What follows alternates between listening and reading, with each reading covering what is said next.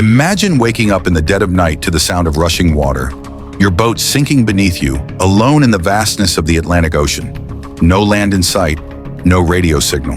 Just the darkness, the roar of waves, and the terrifying realization that your only hope is a tiny rubber raft. This isn't a movie. This is the true survival story of Steven Callahan, a man who defied the odds for 76 unimaginable days at sea. In early 1982, Steven, a 29-year-old naval architect and sailor, set out on a solo voyage across the Atlantic in his homemade sailboat, the Napoleon Solo. He was chasing a dream, a peaceful solo crossing from the Canary Islands to the Caribbean. But just 6 days in, disaster struck. A violent storm battered his boat in the pitch-black night. Then something slammed into the hull. Maybe a whale, maybe debris. All Steven knew was that water was flooding in fast.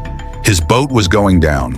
With seconds to act, he scrambled to inflate his life raft, grabbing whatever survival gear he could. Some food, a spear gun, a solar still for purifying water, flares, a logbook. The moment he cut the cord and drifted away from his sinking ship, he was cast into one of the most harrowing survival challenges ever recorded. For the next 2.5 months, Steven was a tiny dot lost in the vast mid-Atlantic. His raft, barely 6 feet across, was surrounded by endless blue, beautiful, but brutally unforgiving. He battled the searing heat of the sun during the day and freezing cold at night. Salt sores blistered his skin. Sharks circled his raft. His raft itself kept springing leaks, which he had to patch using makeshift tools and sheer determination.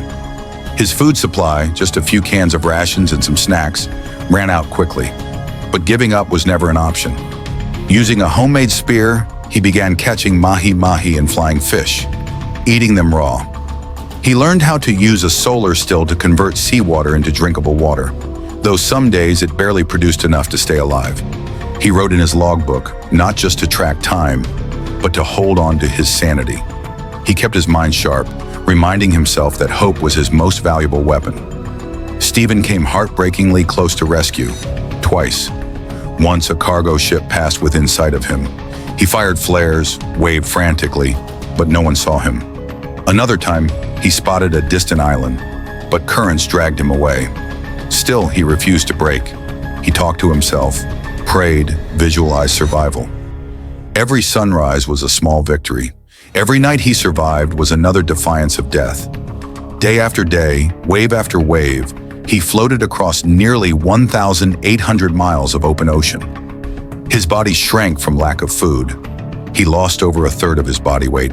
His eyes were sunken, his skin cracked, but his spirit remained unbroken.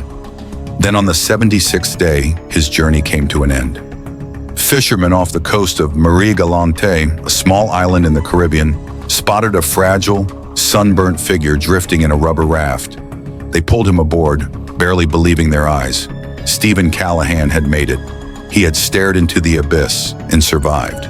Today, Steven's story is more than a tale of endurance. It's a lesson in the human will to live.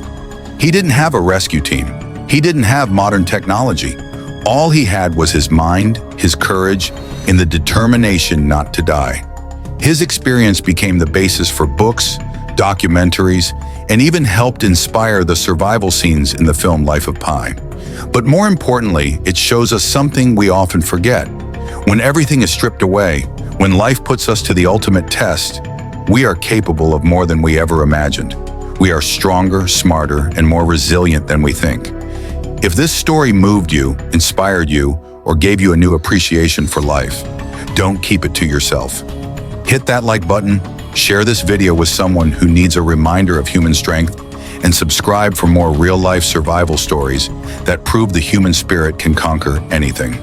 Because out there in the middle of nowhere, when the world forgets you, it's your inner fire that lights the way home.